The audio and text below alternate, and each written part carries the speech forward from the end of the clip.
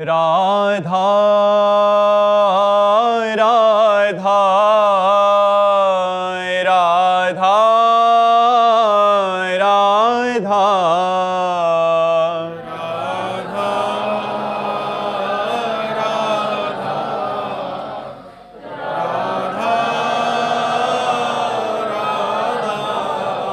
हाय राधा राधा राधा राधा राधा राधा राधा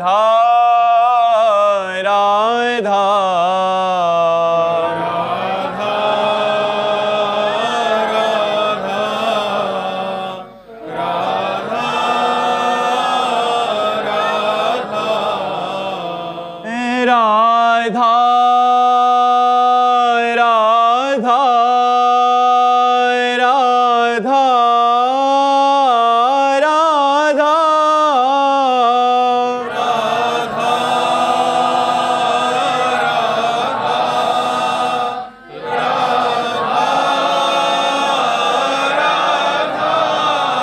हाय राधा राधा राधा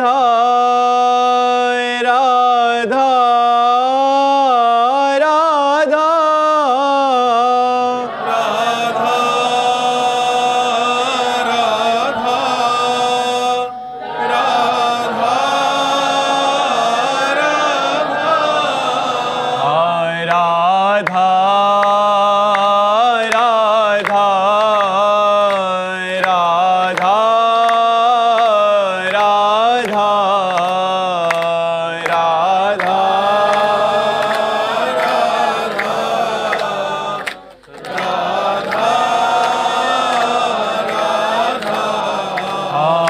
हाय राधा राधा राधा राधा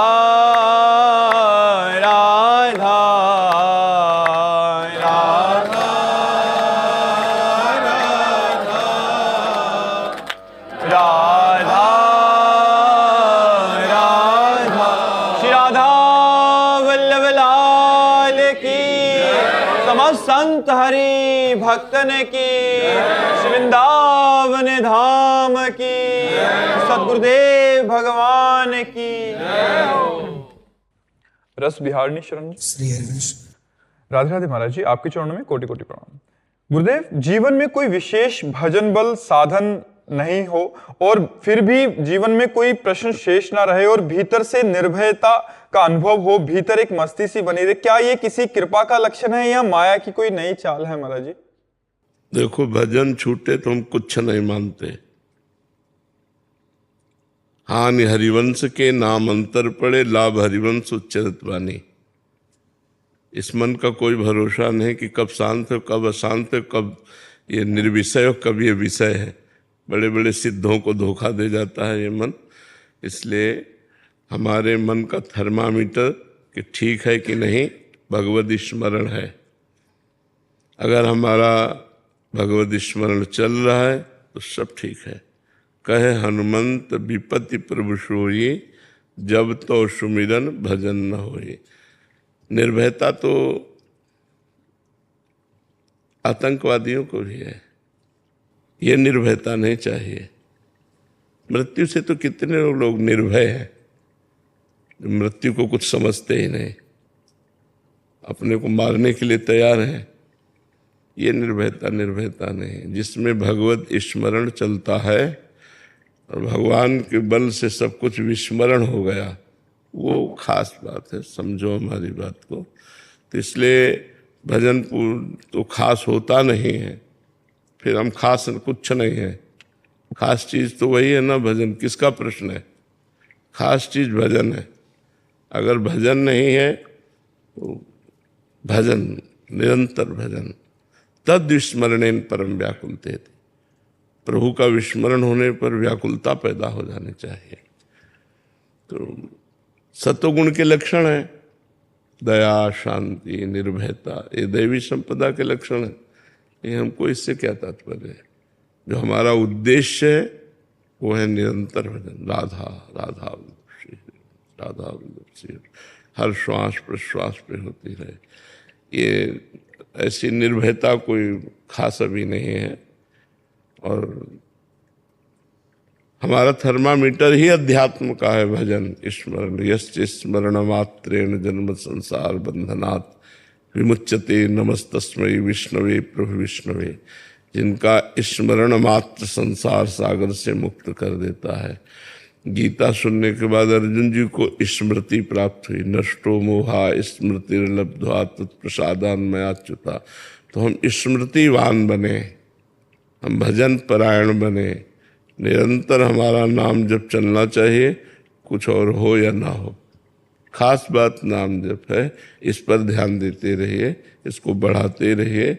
और तो शतोगुण के लक्षण हैं, शतोगुण में महान लक्षण प्रकट होते हैं, लेकिन उन लक्षणों का भी त्याग करके उनसे भी दिव्य लक्षण जो है त्रिगुणातीत स्थिति प्राप्त करनी होती है। वो भजन से होगी। अगर भजन खास नहीं तो बात नहीं। चलते फिरते, खास बात तो भजन ही, चलते फिरते उठते बैठते खाते पीते जितनी देर भगवत चर्चा की वो कृष्णार्पणमस्तु की, राधा वल्लभ अर्पणमस्तु। शेष समय नाम जप चल रहा है। कोई मिला तो सात्विक भाषा से हमने वार्ता कर ली, नहीं मौन नाम जप चल रहा है। ये साधना है। तो साधन परायण रहो। भजन ही खास है और कुछ खास नहीं। पूरे जीवन का सार यही है भजन। पूरे संतों की वाणी का सार यही भजन। सब शास्त्रों का सार यही भजन। हाँ, वारी मथे घत होए बर सिकताते बर तेल, बिनु हरि भजन न भवतरिय या सिद्धांत पेल। हरिवंश नाम बिसरै न छिन, श्री हरिवंश सहाय भल। हरिवंश नाम बिसरै न छिन। एक क्षण के लिए नाम विस्मरण न हो तो हरिवंश की सहायता हो रही है, हमारा काम हो जाएगा। नाम बस खास बात है। नाम नाम वाणी में सेवक शरण सदा रहे, अनत नहीं विश्राम। वाणी श्री हरिवंश की, कई हरिवंश है नाम। या चतुरासी जी चल रही है या नाम जब चल रहा है, खाली नहीं है। जब भगवत चर्चा कर रहे तो वो भगवत अर्पण कर दिया। शेष समय नाम वाणी में ही हमारा समय जाना चाहिए। समझ पा रहे हो आप? अशोक अग्रवाल जी आगरा से। श्री हरिवंश महाराज जी। महाराज जी, दुख आने पर साधक को कैसी भावना रखनी चाहिए? पहली बात तो ये कि हमारे प्रारब्ध का ही भोग है। जो अशुभ कर्म है उनके परिणाम से दुख की प्राप्ति होती है, और जो शुभ कर्म है उनसे सांसारिक सुख की प्राप्ति होती है। शुभ और अशुभ दोनों को नष्ट करने के लिए मानव जीवन मिला है। तो दुख को भोग करके नष्ट कर दें और सुख को बांट करके, जैसे हमें सुख मिला है तो उसे बांट करके, और दुख मिला है तो उसे भोग करके नष्ट। अवश्य में भोक्तव्यम कृतम कर्म शुभाशुभम। तो उस समय विचार करना चाहिए कि हमारे प्रारब्ध जो गंदे प्रारब्ध हैं, जो अशुभ प्रारब्ध है, वो निपट रहे हैं। भगवान की बड़ी कृपा है। अब मैं पवित्र हो रहा हूँ, मैं स्वच्छ हो रहा हूँ, पर ये तभी सार्थक होगा जब नाम जप चल रहा होगा। तो प्रभु का प्रताप कृपा प्रसाद अगर हमारे ऊपर है तो हम बड़े से बड़े दुख को आनंद पूर्वक काट सकते हैं। और यदि प्रभु से नहीं जुड़े तो निगेटिव विचार और दुख ये हमको नष्ट कर देंगे, हमको जला देंगे। दुख है और नकारात्मक सोच है, दोनों मार रहे हैं। दुख है और सकारात्मक सोच है तो हम बच जाएंगे। दुख में यदि हमारी बड़ी कृपा भगवान की, दुख देकर भगवान हमको पवित्र कर रहे हैं। अब आगे हमारा मार्ग जो है निष्कंटक होता चला जाएगा। और दुख को सहने की सामर्थ्य नाम जप से आती है। देखो, दुख प्राकृतिक ही आता है, कोई चिदानंद तो होता नहीं, प्राकृतिक ही होता है। शरीर में पीड़ा, शरीर में रोग, परिवार में विपत्ति, मरण, जन्म, जो भी संसार में लाभ हानि, ये दुख होते हैं। और क्या दुख होता है? सांसारिक ये दुख होते हैं। तो प्रकृति जन्य दुख है और परमात्मा जन्य आनंद है, तो बहुत बड़ी बात है ना। तो प्रकृति जन्य दुख अपना प्रभाव तब तक डालता है जब तक हम परमात्मा से जुड़ते नहीं हैं। हनुमान जी ने विपत्ति को विपत्ति ही नहीं माना, भगवद विस्मृति को विपत्ति माना।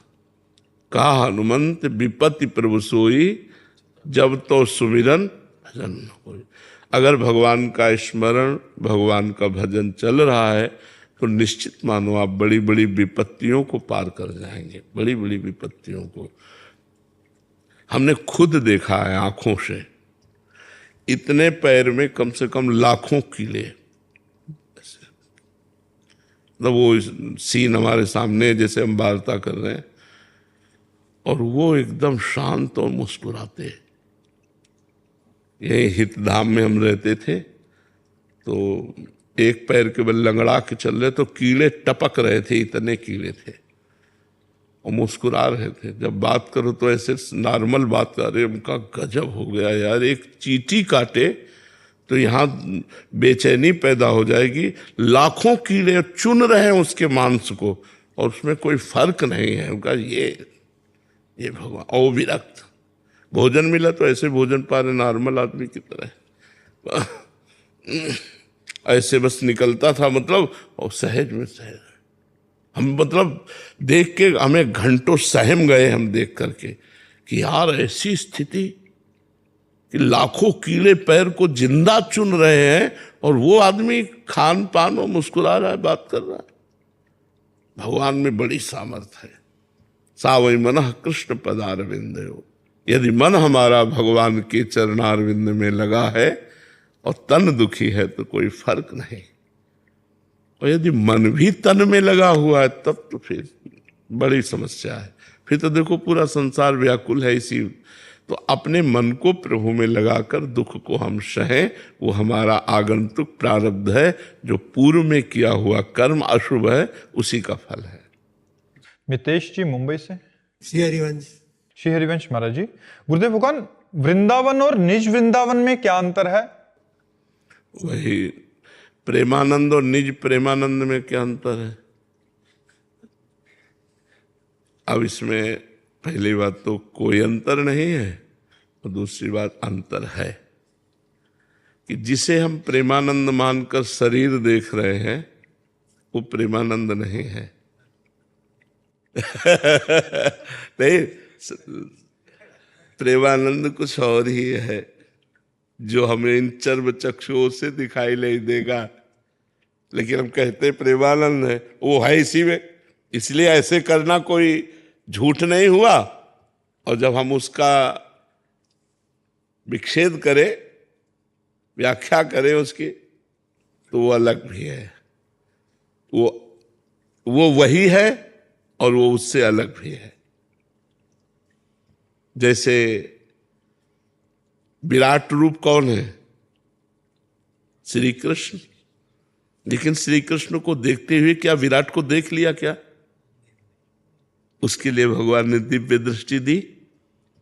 श्री कृष्ण भगवान के संग अर्जुन रहते हैं, खाते हैं, पीते हैं, सोते हैं, जागते हैं, घूमते हैं, हंसी मजाक करते हैं, लेकिन क्या विराट स्वरूप को देखा उन्होंने?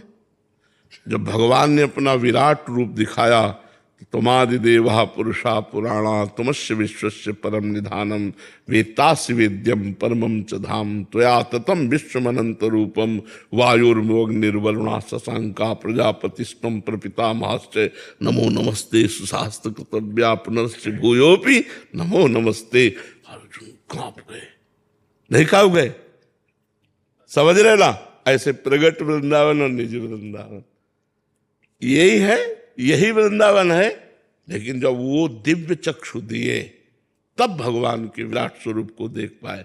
ऐसे ही प्रगट पांच भौतिक मायाकृत जो वृंदावन है वो तो हम देख रहे हैं, लेकिन इसी में चिदानंद वृंदावन है। वो गुरु कृपा से, रसिकों की कृपा से, चश्मा नित्य बिहार को दियो बिहारिन मोय। भगवत ऋषि जी कहते दिव्य वृंदावन देखने के लिए एक चश्मा मिलता है। वो चश्मा बिहारिन जू, किशोरी जू, क्या प्रेम दृष्टि। वो प्रेम दृष्टि से ओ दिव्य वृंदावन, जहां की लता के पत्ते के तेज के बराबर वैकुंठ का तेज भी नहीं है। वृंदावन दुति पत्र की उपमा को कछुनाहि, कोटि कोटि वैकुंठ हो तेसम कहे न जाए। रज की तुल वैकुंठ नहीं और लोक की हिमाय। वृंदावन की लतासम कोटि कल्प तरुणाए, रज की तुल वैकुंठ नहीं और लोक की हिमाय। लता लता सब कल्प दुम, पारिजात सब फूल, और वृंदावन जहां प्रिया प्रीतम। अच्छा, ये तो वृंदावन की शोभा, और वृंदावन में विहरण करने वाले युगल सरकार, आप सोच लो, जहां जिनका बन ऐसा सुंदर दिव्य चिदानंद, तो वो कैसे, और उनका प्रेम विलास कैसा। तभी तो ये दुर्लभ वस्तु है। जब कृपा करते हैं वृंदावन रजरानी, तब वृंदावन और प्रिया प्रीतम की तरफ हमारा मन जाता है। कहाँ हम नरक तुल्य भोगों में फंसे हुए, कहाँ चिदानंद रस बरस रहा है, तो है यही वृंदावन। पर इन नेत्रों से नहीं देखा। ये नेत्रों की क्षमता केवल माया देखने की है। इसमें इन नेत्रों से त्रिगुणमयी माया को देख सकते हैं। मानस में जब प्रेम नेत्र प्रकट होते हैं, तब हम दिव्य वृंदावन को देखते हैं, और बुद्धि में जब ज्ञान नेत्र प्रकट होते हैं, तब हम आत्म स्वरूप का साक्षात्कार कर पाते हैं। सागर जी मुंबई से। राधे महाराज जी। राधे राधे महाराज जी। महाराज जी, ग्रस्त संसारी मनुष्य के जीवन में जनक महाराज जी जैसे निर्मोही स्थिति कैसे और कब बनती है? देखो, पहली बात तो जनक जी कोई कर्म बंधन से युक्त मनुष्य साधना करके ज्ञान को प्राप्त हुआ हो, ऐसे वो नहीं है। वो ज्ञान मूर्ति ही है। वो विदेह राज है। विदेह ही नहीं, विदेह राज है। और सियाजू के पिता हैं।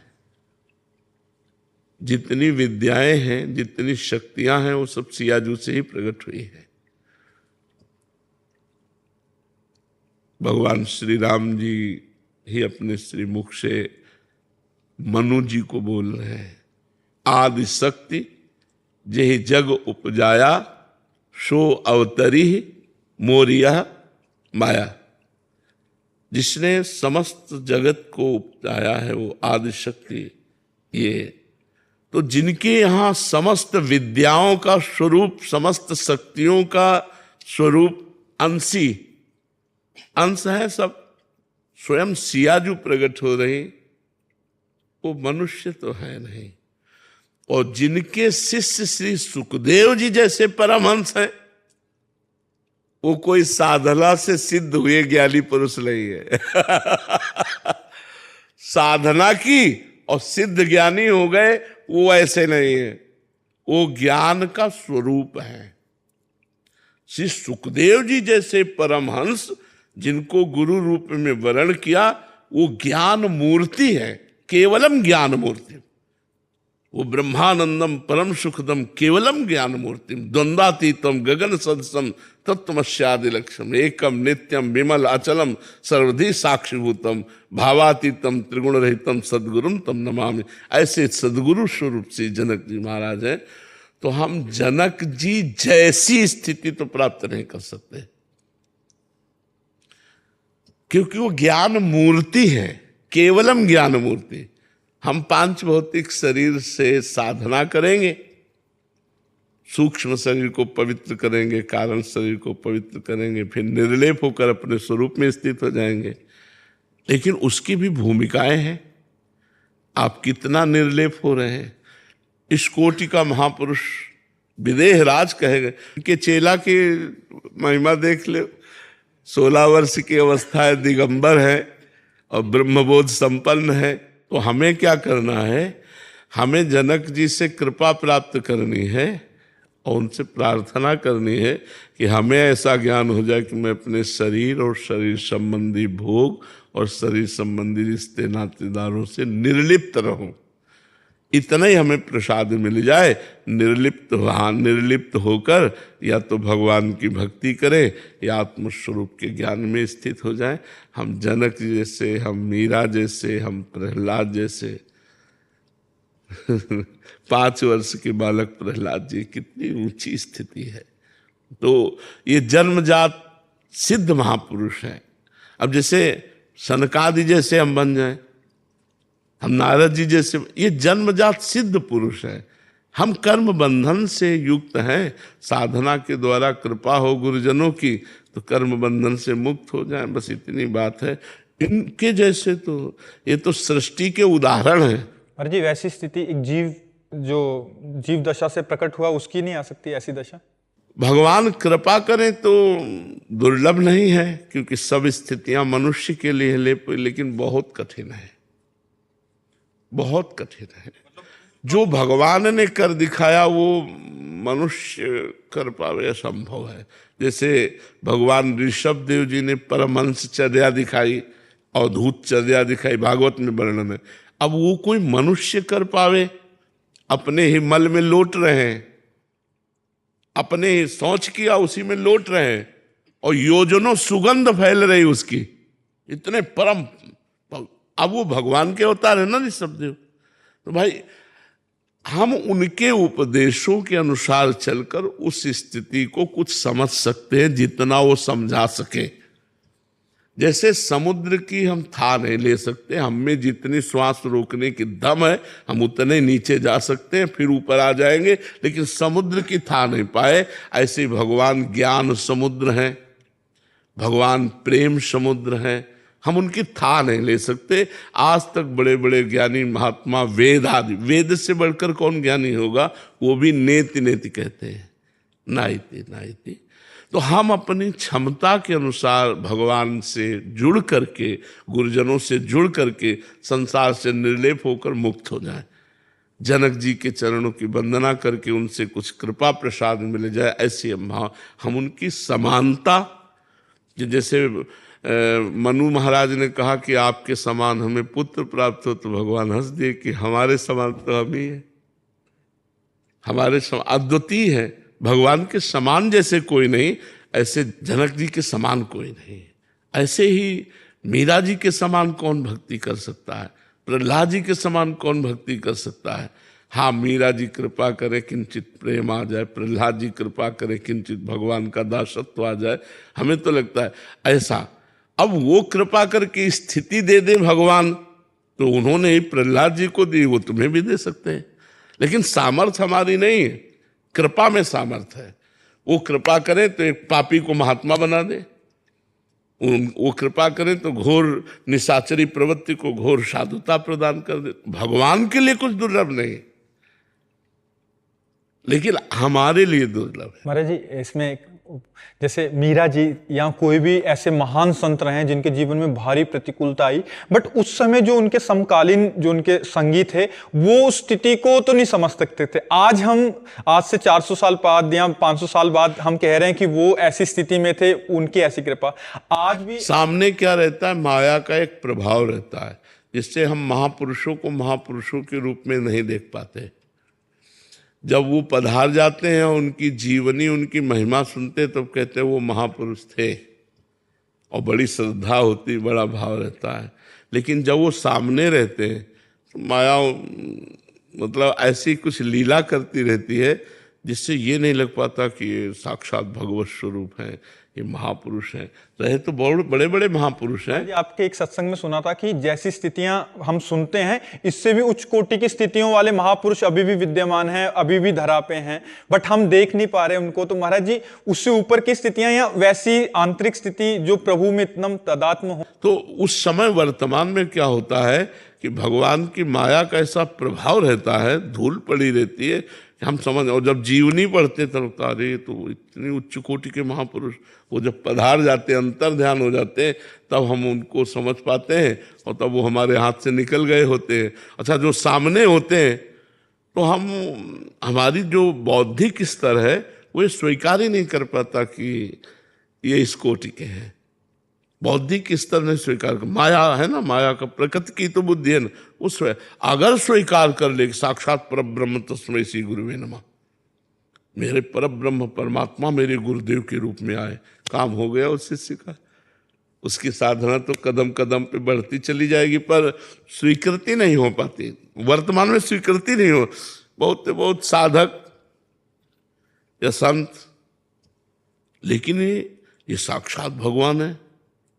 गुरुर ब्रह्मा गुरुर विष्णु गुरुर्देव महेश्वरा गुरु साक्षात पर ब्रह्म। अगर ऐसी दृष्टि हो जाए तो उस शिष्य की साधना कहाँ पहुंच जाएगी। बहुत उच्च कोटि की साधना हो जाएगी। तो ऐसे ही महापुरुष जब रहते हैं तो प्रगट में वैसा भाव नहीं रहता। जब वो अंतर ध्यान हो जाते हैं तब वो माया का पर्दा हटता है कि अरे यार, हमने कितनी बड़ी निधि थे हम खो दिए, कितनी बड़ी निधि थी हम जान ही नहीं पाए। तो ये बात होती है। देवश्री जी नागपुर से। राधे राधे महाराज जी। महाराज जी, सबसे श्रेष्ठ भक्ति कौन सी है, जो कर्मों के साथ की जाती है या सब कुछ त्याग कर की जाती है? जो समर्पण और त्याग, ये दो बातें हैं। एक में है कर्म करते हुए कर्म का समर्पण, एक है समस्त लौकिक कर्मों का त्याग करके केवल वैराग्यवान होकर भगवान के चिंतन में रहना। बात दोनों में एक ही है। एक कर्म समर्पण करके फल की त्याग की इच्छा का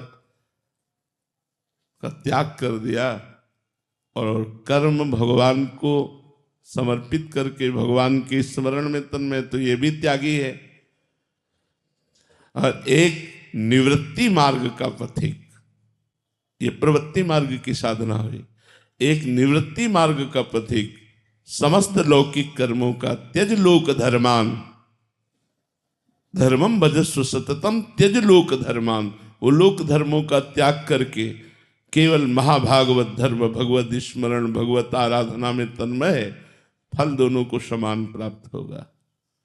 क्योंकि दोनों भगवान के लिए ही अपने जीवन को व्यतीत कर रहे हैं। खास बात है उद्देश्य, दोनों का उद्देश्य एक होने पर कर्म त्याग और कर्म समर्पण दोनों बात एक ही है। कर्म त्याग प्रायः निवृत्ति मार्ग परक और कर्म समर्पण प्रायः प्रवृत्ति मार्ग सरल। क्योंकि जब तक हमारी चित्त वृत्ति प्रभु में नहीं लगेगी तब तक हमारा सब व्यर्थ है। वो वैराग्य व्यर्थ है जिसमें भगवत स्मृति नहीं है, और वो गृहस्थ व्यर्थ है जिसमें भगवत स्मृति नहीं है। भगवत स्मृति ही खास बात है। नष्टो मोहा स्मृतिर्लब्ध्वा तत्प्रसादान मयाच्युतः। भगवान की कृपा प्रसाद से मोह नष्ट हो जाए, स्मृति जागृत हो जाए, यही खास बात है। ये तो सर्वाणि कर्माणि मयि सन्न्यस्य मत्पराहा अनन्ये नैव योगेन माम ध्यायन्तु उपासते। भगवान कह रहे ये तो सर्वाणि कर्माणि सन्न्यस्य माने मेरे को समर्पित कर देना। जो सारे कर्म मेरे को समर्पित कर देते हैं, सन्न्यास का मतलब होता त्याग। कर्म कर रहे हैं लेकिन राग रहित नहीं, भगवान के लिए, उसके फल को भगवान को समर्पित कर दिया। कर्म और कर्म फल दोनों से जो उदासीन होता है वो संन्यस्त होता है। ये तो सर्वाणि कर्माणि मयि सन्न्यस्य मत पराहा, लेकिन मेरे परायण होकर कर्म करे और उस कर्म को मेरे को समर्पित कर दे। अनन्य नैव योगेन माम ध्यायन्तु उपासते। जो अनन्य योग से मेरा ध्यान करते, मेरी उपासना करते, तेषाम हम समुद्धरता मृत्यु संसार सागरात। इस मृत्यु संसार सागर से मैं स्वयं उनका उद्धार करता हूं। तो बात है भगवत प्राप्ति की, और दोनों को भगवत प्राप्ति होगी, इसलिए दोनों अपनी अपनी जगह श्रेष्ठ है। कर्म समर्पण भी और लोक धर्म का त्याग भी। भागवत धर्म में जो स्थित है दोनों अपनी अपनी जगह ठीक है, इसीलिए निवृत्ति और प्रवृत्ति मार्ग बनाया गया है। किसका प्रश्न है, समझ में आई बात? गुड्डू कुमार जी पटना से। राधा वल्लभ श्री हरिवंश महाराज जी, गुरुदेव भगवान, इस झूठे संसार में सोया हुआ व्यक्ति कौन है और जागा हुआ कौन है? जिसकी दृष्टि में संसार नहीं है, केवल भगवान है, वो जगा हुआ है। जिसकी दृष्टि में स्त्री और पुरुष और नानात्व, तो वो सोया हुआ है। जगे हुए पुरुष को जैसे स्वप्न मिथ्या भासता है, ऐसे हुए जगे हुए पुरुष को संसार मिथ्या भासता है। उमा कहाऊं मैं अनुभव अपना, सत हरि भजन जगत सब सपना। जैसे स्वप्न मिथ्या होता है, ऐसे ब्रह्म सत्यम जगन मिथ्या, ये जगत का नानात्व जिसकी दृष्टि से खत्म हो चुका है, एकमात्र सर्वम खलमिदम ब्रह्म ने नानास्ति किंचन, सर्वत्र केवल ब्रह्म ही ब्रह्म, बस वो जगा हुआ है। जिसे जड़ चैतन्य स्त्री पुरुष अच्छा बुरा दिखाई दे रहा है, वो सोया हुआ पुरुष है। समझ पाए जी? चिराग जी, राधे राधे महाराज जी। महाराज जी, भक्त के लिए भगवान के निकट जाने में सबसे बड़ी बाधा क्या है? बाधा ही बाधा है, एक दो तो बताए। बाधा ही बाधा है बच्चा। शरीर से राग होना मुख्य बाधा है, प्रधान बाधा शरीर से राग होना। द्वितीय बाधा शरीर संबंधी भोगों में राग होना। तृतीय बाधा शरीर संबंधी रिश्ते नातेदारों में राग होना। और फिर काम क्रोध लोभ मोह मद मत्सर ईर्ष्या द्वेष, बड़ा प्रपंच है बच्चा। जैसे भगवान अनिर्वचनीय, ऐसे भगवान की माया निर्वचनीय है। ये सब बाधा ही बाधा है। बस राधा राधा रटने लगो तो कोई बाधा नहीं है। हर श्वास में भगवान का स्मरण हो तो सब राग नष्ट हो जाएंगे और प्रभु से अनुराग हो जाएगा।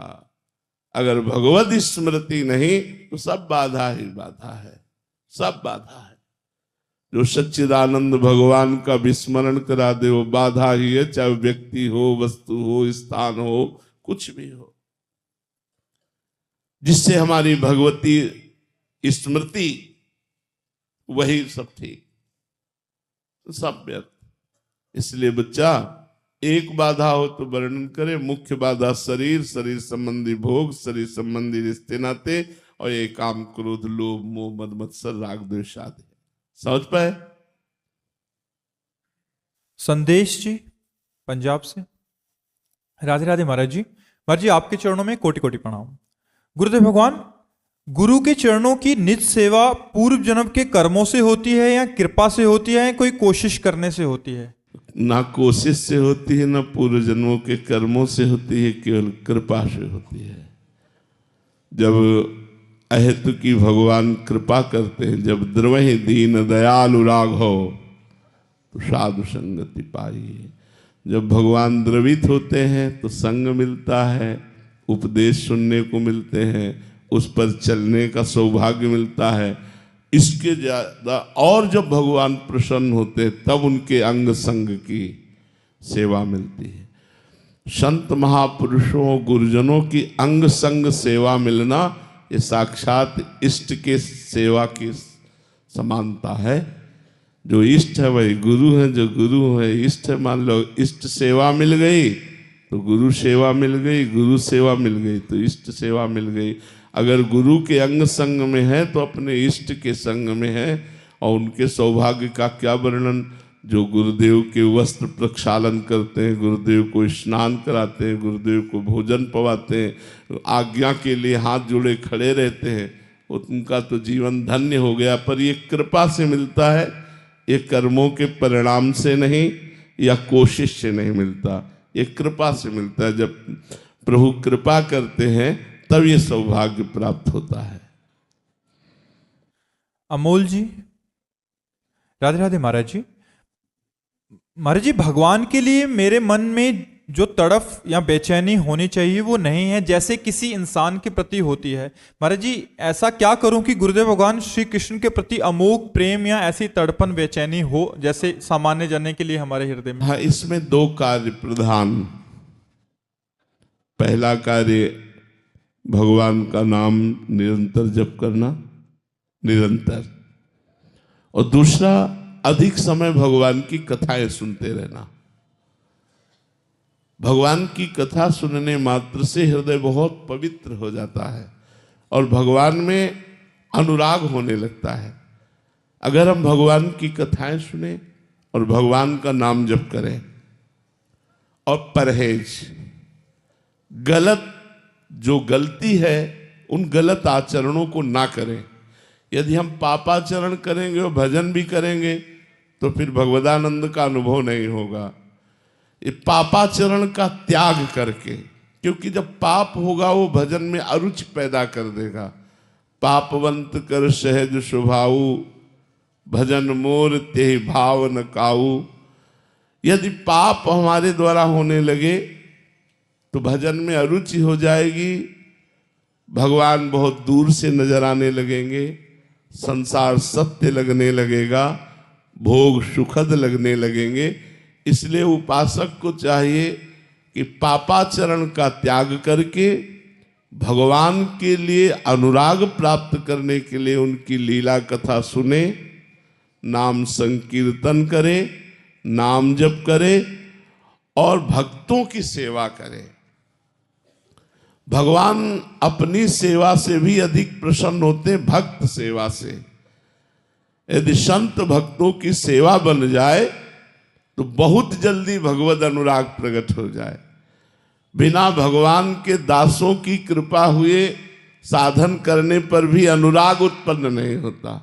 जब भगवान के किसी अनुरागी संत का, किसी रसिक संत, किसी भगवत प्रेमी महात्मा का संग मिल जाए, इसीलिए गोस्वामी जी ने कहा, तात स्वर्ग अपवर्ग सुख धरी तुला एक अंग, तूल न ताय सकल मिली जो सुख लव सत्संग। भगवत प्रेमी महात्माओं के लव मात्र क्षण मात्र के सत्संग के सामने स्वर्ग आदि सुख मोक्ष आदि, तात स्वर्ग अपवर्ग, मोक्ष सुख को भी नहीं रखा गया, क्योंकि मोक्ष सुख भी लघु हो जाता है जब प्रेम प्रकट होता है। तो भगवत प्रेमी महात्माओं का संग, उनकी सेवा, नाम जप, नाम कीर्तन, लीला कथा श्रवण और पापाचरण का त्याग, तो इसी जन्म में भगवत प्राप्ति की विकलता आ जाएगी। लेकिन दीर्घ काल, सातु दीर्घ काल निरंतर सत्कार सेवितो दृढ़ भूमि, दीर्घ काल तक निरंतर आदर के सहित अपनी साधना चलती रहे बिना अभिमान के, तो वो अनुराग प्रकट कर देगी और विकलता आ जाएगी। रूप अगाधा शरण जी ग्वालियर से। राधा वल्लभ श्री हरिवंश महाराज जी, महाराज जी, संसार में गुरु प्रदत्त मिलने वाले ऐश्वर्य और सम्मान को पचाने का उत्तम उपाय क्या है? दासत्व। चाहे विश्व का ऐश्वर्य हमें गुरुदेव दे दे तो संपत्ति किसकी? गुरुदेव की। कभी मुनीम को अहंकार होता है क्या? जो मुनीम होता है उसको तो हर समय ये बात रहती कि मालिक का है, मेरा तो है नहीं। तो बैठा गद्दी में होता है, लेकिन उसको पता है मैं केवल मुनीम हूं, मैं मालिक नहीं हूं। ऐसे ही सब संपत्ति रघुपति कया ही, नाथ सकल संपदा तुम्हारी, मैं सेवक समेत सुत नारी।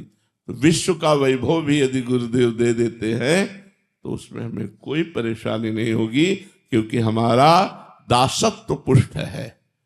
स्वामी गुरुदेव, मैं उनका दास, वैभव गुरुदेव का, और उसका सेवा के द्वारा जहां जैसी सेवा है धर्म पूर्वक उसका व्यवस्था करना हमारा कार्य है, भोग कार्य नहीं है। हम उसके स्वामी या भोक्ता नहीं है, हम सेवक हैं। सेवक भाव रहने से बड़ी पुष्टता बनी रहेगी और कभी भी पतन नहीं होगा। और जहां स्वामी भाव आ गया वहां पतन हो जाता है। जब हमारे अंदर ये भाव है कि मेरे गुरुदेव की वस्तु है, जैसे भगवान श्री राम 14 वर्ष वनवास, भरत जी 14 वर्ष भगवान श्री राम की पादुका सिंहासन पर विराजमान करके अयोध्या का राज्य शासन संभाला। लेकिन भाव क्या था? राजा राम और मैं सेवक। ये पादुका ही मेरे भगवान का स्वरूप है और ये स्वामी है अयोध्या की, और मुझे जो आदेश मिले तो पादुका से आदेश लेकर के सारा कार्य करते थे भरत जी। और स्वयं कितना कष्ट में जीवन व्यतीत करते थे। अयोध्या नरेश पादुका जी, अयोध्या नरेश पादुका जी, सेवक भरत जी। ये तो गुरु पादुका घर में विराजमान करके समस्त घर का ऐश्वर्य वैभव गुरुदेव का, मैं उनके चरणों का दास, कहीं कोई परेशानी नहीं, कहीं कोई समस्या ही नहीं। दूसरी बात, जैसे पिता की संपत्ति पर स्वाभाविक पुत्र का अधिकार होता है, ऐसे समर्पित शिष्य का गुरु के आंतरिक वैभव पर पूर्ण अधिकार होता है। बाह्य वैभव को जितना दे दे, बाह्य वैभव को जितना तुम्हें दे दे, मान लो तुम्हें कि ये आश्रम तुम्हारे नाम, अब सेवक बनकर के वहां संभालो तो कोई परेशानी नहीं। आंतरिक वैभव पर हर शिष्य का अधिकार है। बाह्य वैभव जितना गुरु हाथ उठा के दे दे, अपनी तरफ से गुरु संपत्ति पर अधिकार करने की चेष्टा घोर नरक की प्राप्ति कराती है। गुरुदेव यदि स्वीकृति दे दे तो वो हमारे कल्याण में बाधा नहीं पहुंचाएगी, क्योंकि है तो माया ही ना, है तो माया ही ना बाह्य संपत्ति। और आंतरिक संपत्ति आध्यात्मिक विद्या, भगवत ज्ञान, भगवत प्रेम, इस पर हर शिष्य का अधिकार है, वो सम्यक रूप से प्राप्त कर सकता है। बाह्य संपत्ति जितना गुरु हाथ उठा के दे दे, उसे स्वामी का प्रसाद समझकर स्वयं सेवक बन करके चले तो कोई हानि नहीं। महाराज जी, बाह्य संपत्ति का मतलब उसकी सेवा कार्य कैसे करें जिस शिष्य को वो अधिकार प्राप्त? मुनीम की तरह, जैसे मुनीम होता है ना, तो पूरी फैक्ट्री चल रही है, लेकिन हानि और लाभ मालिक का। हमारा काम है पूरा बेईमानी नहीं होगी, हम हर चीज की नाप तौल, हर चीज के लिखित सब कार्य है। तो ऐसे ही गुरु आश्रम है, हम केवल सेवक है, हमारा कार्य है इसकी व्यवस्था करना, इसका सुचारू रूप से संचालन करना। स्वामी गुरुदेव हैं, मैं सेवक हूं, और सेवक की भांति दैन्यता से रहे तो इन आश्रमों की सेवा आदि से सीधे भगवत प्राप्ति हो जाएगी। क्योंकि अतिथि सेवा, समाज सेवा, भगवत सेवा, ये सब भगवान की सेवा है। जैसे मानो एक आदमी सुबह से भजन करता है और एक आदमी हजारों लोगों को हाथ जोड़कर बैठा हुआ है, भाई साहब आप यहां बैठ जाइए, आप यहां बैठ जाइए, आप यहां बैठ जाइए। अब वो माला तो चला नहीं रहा है, वो हजारों आदमियों की, तो वो क्या है, वो गुरु आज्ञा पर तत्पर होकर समाज रूपी भगवान की सेवा कर रहा है, उसे भगवत प्राप्ति होगी।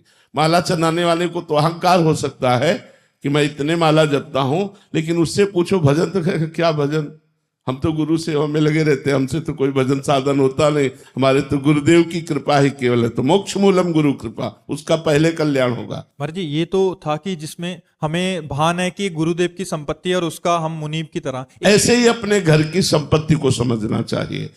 बात यही होनी चाहिए, नाथ सकल संपदा तुम्हारी, मैं सेवक समेत सुत नारी। हमारे स्वामी का वैभव तो सब ऐश्वर्य हमारा है, लेकिन हमारा पर्सनल कुछ नहीं है, हमारे प्रिया प्रीतम है। महाराज जी, आपका आंतरिक भाव क्या क्या रहता है? क्योंकि नौकर, मैं नौकर हूं, मैं अपने स्वामी का सेवक हूं, ये मैं सेवा कर रहा हूं।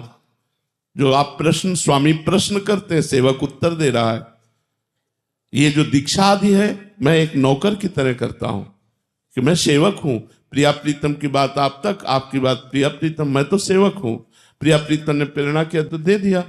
स्वामी वो है, नौकर मैं कोई दाता थोड़ी, मैं कोई दानी थोड़ी, मैं केवल नौकर हूं। जैसे नौकर को इशारा करे ऐसा करो वैसा करो, तो वैसे स्वामी इशारा करते जा रहे हैं, सेवक सेवा करता जा रहा है। सब प्रणाम नमस्कार जय हो करते हैं, तब आपका आंतरिक भाव? स्वामी को जा रहा है, सेवक को थोड़ी कोई प्रणाम कर रहा है। किसका सेवक है किसका सेवक? प्रणाम तो उनको हो रहा है ना। अगर हमको प्रणाम हो रहा होता, अभी पैंट शर्ट चश्मा लगा के हमें प्रणाम करके दिखाओ भाई। अगर हमें प्रणाम हो रहा है तो किसको प्रणाम हो रहा है? मेरे स्वामी को प्रणाम हो रहा है कि भगवान के दास है, इसी बात का तो प्रणाम हो रहा है। अगर हमें प्रणाम हो रहा है तो स्वामी के दासत्व को उतारे और अभी आ जाए पैंट कोट में, बोला प्रणाम करो तो जाने। प्रणाम तो कर रहे हो, कंठी तिलक वेशभूषा देख कर कि भगवान के दास हैं, संत हैं, भगवान के जन है। तो हमको ये देखना है कि मेरे स्वामी को प्रणाम हो रहा है, ना कि मेरे को नहीं प्रणाम हो रहा, मेरे स्वामी को प्रणाम हो रहा है, मेरे प्रभु को प्रणाम कर रहे।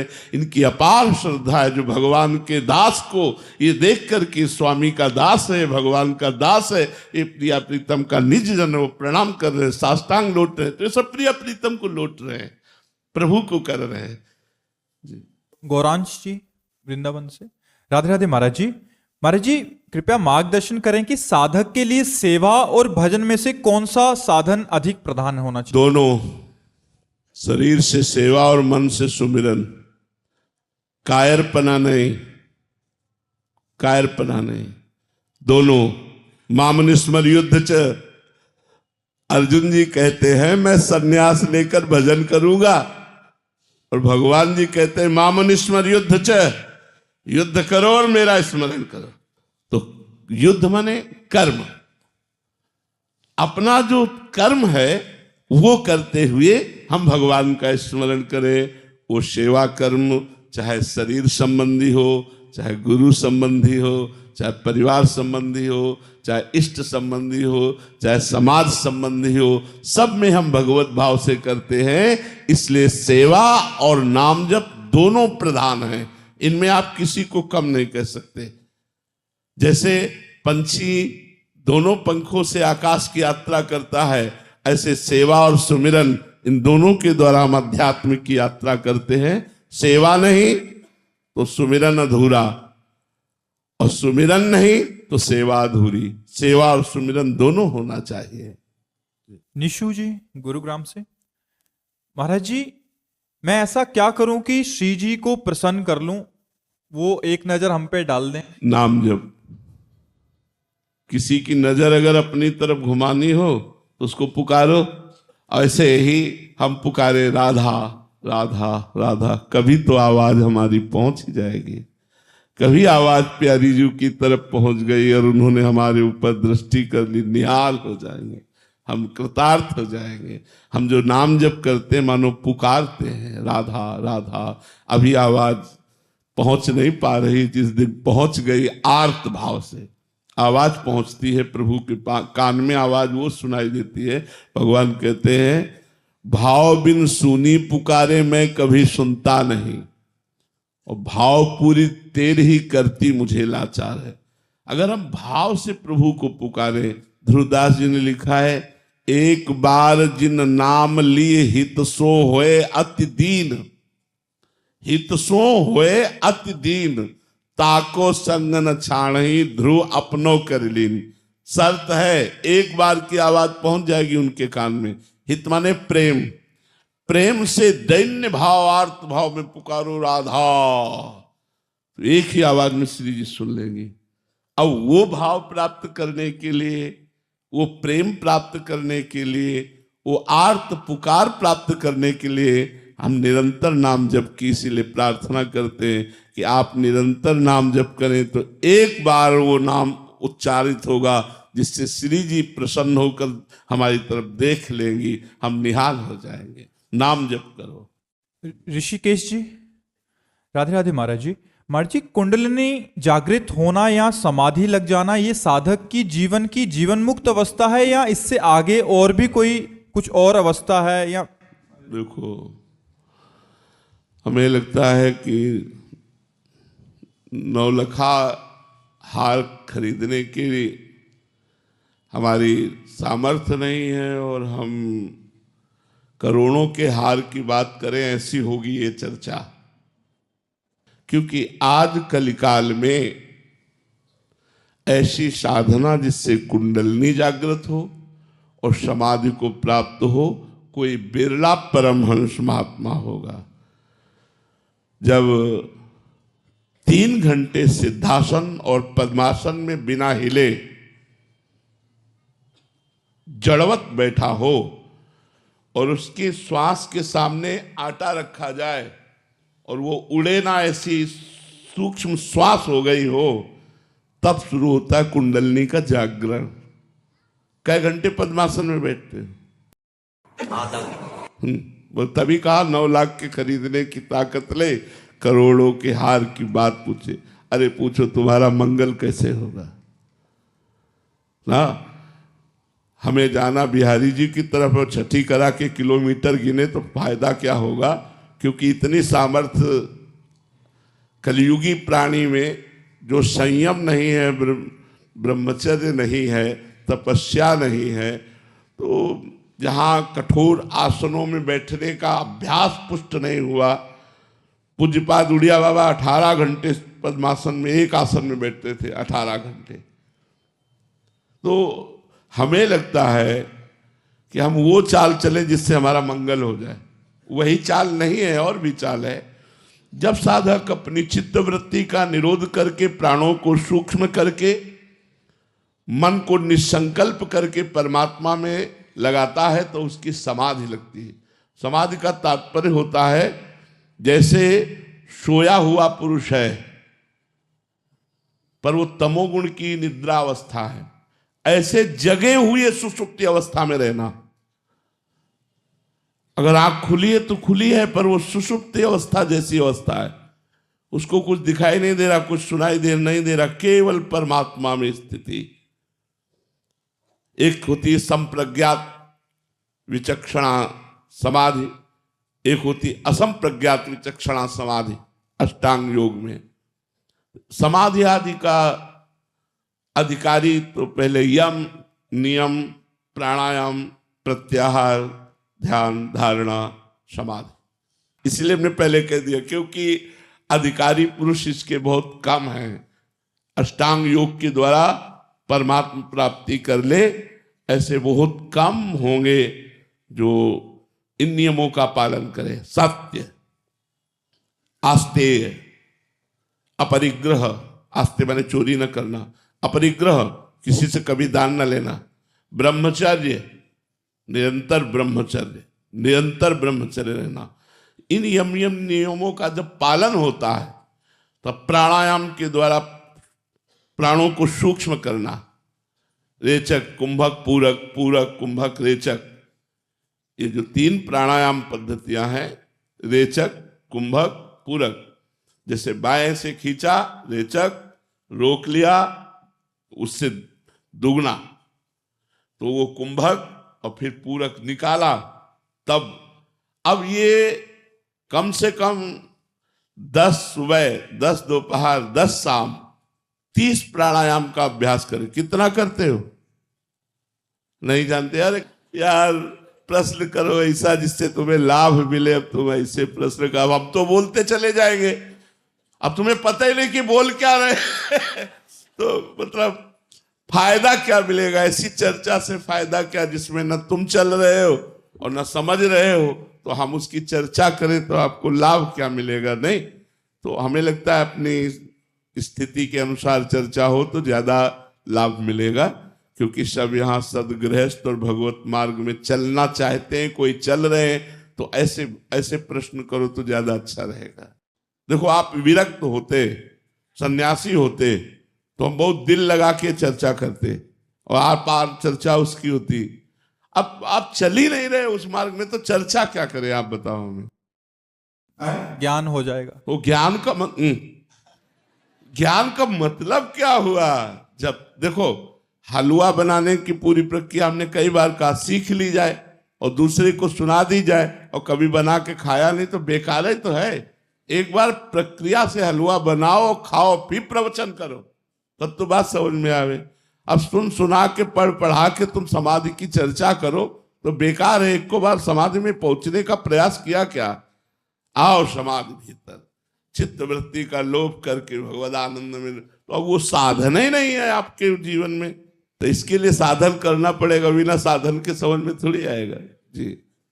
कलयुग है, वैसे संतों की वाणी से कुछ बुरा निकलता नहीं। अगर कभी ऐसा कठोर लगे तो मतलब गुस्सा नहीं होना चाहिए, क्योंकि गुरु वाणी संत वाणी ये ज्यादा प्यार दुलार की भाषा नहीं बोलते हैं।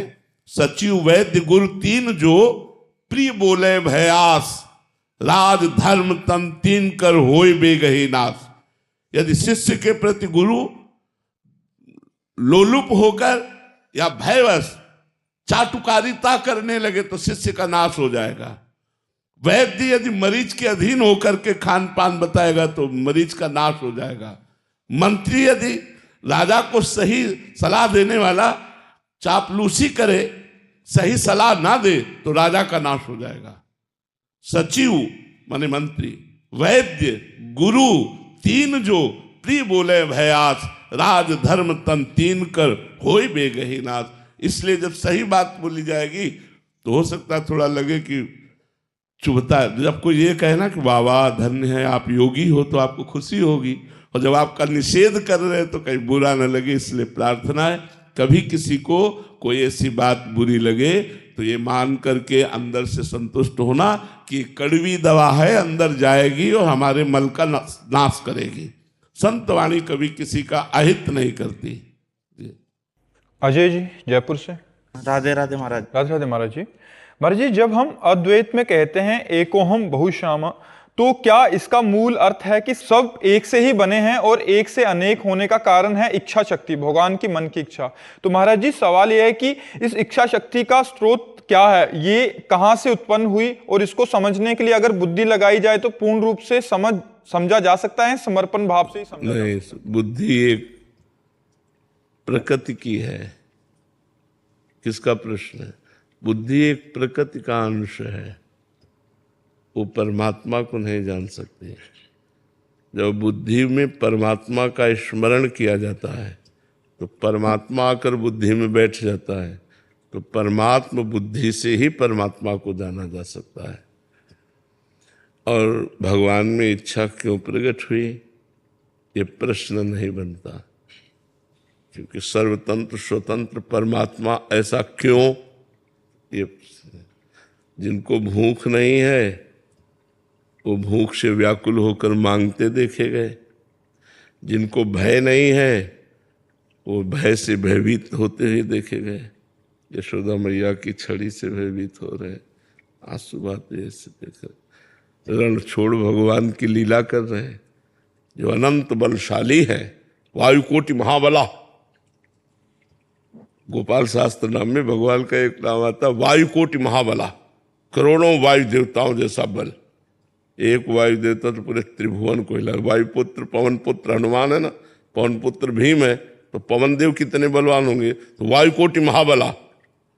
ऐसे भगवान रण छोड़ की लीला करते हैं, तो क्यों भागे? जो अनंत ब्रह्मांडों का भरण पोषण करते हैं वो माखन चोरी की लीला करते हैं। तो भगवान पर क्यों तो प्रश्न नहीं किया जा सकता, भगवान ने इच्छा की क्यों की, एको हम बहुश्यामा। जब खेलने की इच्छा होती है तो खेल अकेले में नहीं होता है। खेलने की जब इच्छा हुई भगवान की तो अपने आप को ही जड़ चैतन्य के रूप में विस्तार कर लिया, और वो अपने आप से अपने आप में खेलते हैं, अपने आप से अपने आप का पालन करते हैं, अपने आप से अपने आप का संहार कर लेते हैं। यही ज्ञान जिसको हो जाता है वो निर्भय निश्चिंत निशोक होकर जीवन मुक्त महात्मा हो जाता है। बात समझ रहे ना बच्चा?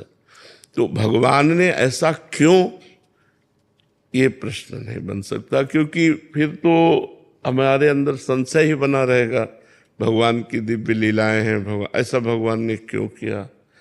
तो भगवान क्यों नहीं है, भगवान स्वाभाविक बालवत चेष्टा होती है। जैसे बालक घरौंदा बनाते हैं ना मिट्टी के गांव में, और थोड़ी देर के बाद मन भर गया, वैसे वैसे क्यों चल रहा।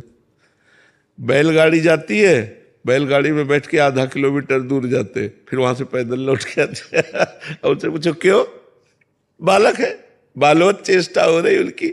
बालक के गाड़ी में बैठ के गए आधा किलोमीटर तक, फिर वहां से उतरे पैदल चले आए। तो ऐसे बालवत जैसे चेष्टा पर प्रश्न नहीं उठ सकता कि ऐसा क्यों इतना घरौंदा बनाया, 1 मिनट में बिगाड़ दिया। बैलगाड़ी में जब पैदल ही आना है, लौट के तो चढ़ के क्यों गए। तो जैसे बालवत चेष्टा पर हम प्रश्न नहीं कर सकते, ऐसे भगवत चेष्टा पर हम प्रश्न नहीं कर सकते। भगवान का कोई संकल्प नहीं होता, भगवान की कोई इच्छा नहीं होती। जब सृष्टि का समय आता है तो यही प्रकृति जो भगवान के हृदय में योग निद्रा रूप में है, वही इच्छा प्रकट करके उनको जागृत कर देती है। भगवान की इच्छा क्या है? माया। भगवान की इच्छा क्या है? यही प्रकृति। यही प्रकृति भगवान के हृदय में इच्छा उत्पन्न कर देती है, संकल्प बनता है, एको हम बहुश्यामा, मैं एक बहुत रूपों में हो जाऊं। ये सब पूरा विस्तार हो गया भगवान का। और जब संकल्प होता है कि मैं बहुश्यामा एको हम, तो सब समेट जाते हैं संहार हो जाता है, सब महाप्रलय हो गई। अकेले योग निद्रा में भगवान शैल करते रहते हैं। महाराज जी, ईश्वर के आत्मसमर्पण से पहले अक्सर हमारे साथ तो ये होता है कि पहले बुद्धि लगाने लग जाते हैं हम, तो उसकी वजह से खूब लगाओ बुद्धि। जैसे मान लो मछली है तो समुद्र में तैरे तो खूब तैरे, उसके लिए बहुत है। तो भगवान ज्ञान समुद्र, कितनी बुद्धि लगाओगे? तो क्या लगाना चाहते हो बुद्धि? आप बताओ, हम आपकी बुद्धि को दौड़ बता दें। दौड़ो, क्या लगाना चाहते हो, कहाँ लगाना चाहते हो, क्या जानना चाहते हो, क्या पाना चाहते हो? बुद्धि लगाते लगाते आखिर में यही समझ में आता है कि वो काम नहीं करती है, आत्मसमर्पण ही काम करती ये बात, ये अब आप सही रास्ते पे हो। बात यह है कि हमारी बुद्धि बहुत छोटी है, प्राकृतिक है। उस पर ब्रह्म परमात्मा को राम अतर्क बुद्धि मन बानी, बुद्धि और मन की तर्कना से हम परमात्मा को नहीं जान सकते। हम परमात्मा की शरण में होकर परमात्मा को जान सकते हैं, क्योंकि सोई जाने जे देह जनाई और जानत तुम्हें तुम्हें हो जाए। परमात्मा जिसको गुरु रूप से जना देता है वही परमात्मा स्वरूप हो जाता है, क्योंकि हम सब परमात्मा स्वरूप ही हैं। भ्रम से हम अपने को स्त्री पुरुष मानकर इस माया के प्रपंच में फंस गए। तो अब अपने को परमात्मा स्वरूप कहना एक पाप सा लगता है, ये भ्रम हो गया, भ्रम हो गया। और जब साधना होती है तो वो क्या दूसरे लोग कहने लगते हैं कि ये मनुष्य थोड़ी है, संत थोड़ी है, तो साक्षात भगवान है। क्यों? क्योंकि वो साक्षात भगवान में तन्मय हो गए तो वो भगवत स्वरूप हो गए। जानत तुम्हें तुम्हें हो जाए तो भगवत स्वरूप हो गए। भगवत स्वरूप थे, भगवत स्वरूप रहेंगे, भ्रम के कारण ऐसा हो गया। ये साधना से क्या मिटता है? भ्रम। ये जो नानात्व का भ्रम हो गया है, ये भ्रम मिट जाता है। एक, हर सवाल का उत्तर एक आवे, चाहे अष्टांग योग से, चाहे सांख्य योग से, चाहे भक्ति योग से, चाहे कर्म योग से, तो आपकी साधना सही है। अगर एक नहीं आया तो साधना सही नहीं है। एक हो हम, वो एक ही परम। जैसे भक्ति में सब जगह वही जड़ चैतन्य में मेरा इष्ट विराजमान है, बस दूसरा कोई, दूसरों न कोई। मेरे तो गिरधर गोपाल दूसरों न कोई, वही गिरधर गोपाल सब रूपों में विराजमान है, दूसरा कोई नहीं। पहले भगवान की शरण होने के लिए सदगुरु की शरण में हुए, क्योंकि हमें शरण होना भी तो नहीं आता। हम कहते भगवान की शरण, तो हमें शरण होना भी नहीं आता। तो पहले हम सदगुरु की शरण में हो, फिर उनकी बताई हुई पद्धति से साधना करें और भगवान की कृपा हो। उसमें साथ में ये भी है, भगवान की विशिष्ट कृपा हो तो ये ज्ञान उसको अनुभव में आ जाए। अनुभव में आ जाए तो माया मुक्त हो जाए। जब तक अनुभव में नहीं आएगा तो केवल वाचिक ज्ञान से माया पर विजय प्राप्त नहीं किया जा सकता। वाचिक ज्ञान थोड़ा सा ये प्रणाम नमस्कार ये सब करवा सकता है कि आप थोड़ा ज्ञानी हैं, लेकिन उससे आपकी अंतरात्मा में विकारों का नाश, इंद्रियों पर विजय, मन पर विजय ये नहीं हो सकती। ये साधना से, आंतरिक ज्ञान से होती। जैसे एक संत भगवान ने देखा कि हजारों पक्षियों को बहेलिया मार रहा है रोज। वो जंगल में रहते थे तो वो हर बोली जानते थे, तो उन्होंने पक्षियों की बोली में पक्षियों को समझाया कि बहेलिया आएगा, दाना डालेगा, जाल बिछाएगा, फंसना नहीं। हजारों पक्षियों को सिखा दिया।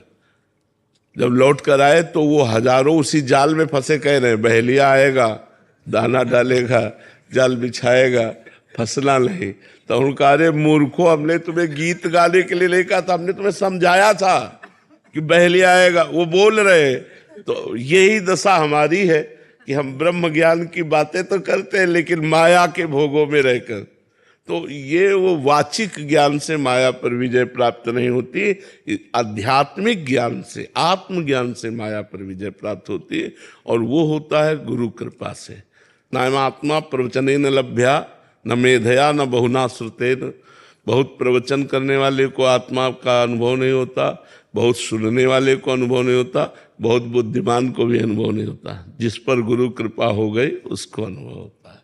गुरु कृपा तभी होती जब आपका प्रयत्न देखा, आपकी श्रद्धा देखी कि आप बहुत प्रयत्नशील हो, साधना में बड़ा कष्ट सह रहे हो, तो उनकी कृपा हो गई कि अच्छा भी इसको अनुभव हो जाए। तो वो अब ऐसे खाते पीते मौज मस्ती में हो तो भगवान देख रहे हैं कि आप मौज मस्ती में हो ही। जब आप व्याकुल हो जाओ उस तत्व के लिए कि मुझे तत्व ज्ञान चाहिए, भोजन अच्छा न लगने लगे, जीना अच्छा न लगने लगे, तो भगवान आपको तत्व ज्ञान करा देंगे। तो नाम जप करो और सत्संग सुनते रहो और शास्त्रों का स्वाध्याय करो और गलत आचरणों से बचते रहो, तभी आप पवित्र अध्यात्म में चल पाओगे। गलत आचरण करोगे तो फिर ज्ञान तो रावण को भी है, ज्ञान तो हिरण्यकश्यप को भी है। जब हिरणाक्ष मारा गया तब देखो अपने परिवार को कितना बढ़िया ज्ञान दे रहा है। हिरणाक्ष वध के बाद जब हिरण्यकश्यप उपदेश करता है अपने पूरे परिवार को, तो देख लो इतना बढ़िया उपदेश करता है जिसे कोई ब्रह्मज्ञानी महापुरुष उपदेश कर रहा हो, और स्वयं भगवान से द्रोह कर रहा है, ये है उसका ज्ञान। स्वयं भगवत भक्त अपने बेटे से द्रोह कर रहा है, ये है उसका ज्ञान, और ज्ञान उपदेश कर रहा है पूरे ब्रह्म स्वरूप होकर के। कंस को ज्ञान नहीं है क्या? इतना सुंदर उपदेश कर रहा है, जब वसुदेव देवकी के चरण पकड़कर बाद में, तो बड़ा बढ़िया उपदेश कर रहा है। तो ज्ञान तो सबको है, लेकिन वो वाचिक अध्यात्म ज्ञान हो जाए। ज्ञान स्वयं के लिए है, काम क्रोध आदि पर विजय प्राप्त करके और भगवत स्वरूप में स्थित हो जाने के लिए ज्ञान है। जब स्वयं विषय त्यागी, स्वयं भगवत भजन परायण, स्वयं आत्मज्ञान, फिर वो जब किसी को आत्मज्ञान देता है तब उस पर प्रभाव पड़ता है। तो इसीलिए उपदेश जो हम शास्त्रों के पढ़ते हैं या संतों से सुनते हैं, ये लाभ हमें तभी देंगे जब गलत आचरणों का त्याग कर हम भजन में लगे। अगर भजन नहीं, गलत आचरण और बोले हम सत्संगी हैं, तो फिर वो सत्संगी नहीं। वो एक सेठ जी रोज सत्संग में जाते थे 20 साल से, नियम था सत्संग का। तो 2-3 दिन के लिए कहीं रिश्तेदारी जाना था, तो लड़के से कहा हमारा नियम न टूटे, तुम सत्संग चले जाओ। तो लड़का सत्संग में गया तो सुना कि यदि गाय चर रही हो तो उसे डंडा मार के भगाओ मत, यदि गाय कुछ खा रही हो तो आप उसे पीटिए मत, भगवान उसे कई गुना आपको देंगे, क्योंकि गाय धर्म की माता है, धर्म माता है। और उसने बेचारे ने सुना तो वो तीसरे दिन उसका पिता आ रहा था, इतने में एक गाय, परचून की दुकान थी, तो आटा के बोरे में मुंह लगाए तो हाथ जोड़े खड़ा था वो। उसने आया और अंधा है, गाय खा रही आटा। बोले सत्संग में कहा था कि गाय यदि खा रही हो तो मारे। बोले 20 साल से सुन रहा हो, तुझे 2 दिन में सत्संग, 20 साल से सुन रहा हो, केवल सुनने की बात है, वो उतारने की थोड़ी है, बाल डंडा। तो ये वो नया पवित्र हृदय उसने स्वीकार। सत्संग में 2 दिन में उसका बदलाव हो गया, और उसका 20 साल में बदलाव नहीं हुआ, क्योंकि वो इसलिए केवल जाता है कि मैं सत्संगी हूं और 20 साल से सत्संग सुन रहा हूं। तो ऐसे सत्संग श्रवण से, ऐसे शास्त्र स्वाध्याय से लाभ प्राप्त नहीं होता, उसको आचरण में उतारा जाए, जो सुना उस पर चला जाए, तो ये ज्ञान टिकाऊ हो जाएगा।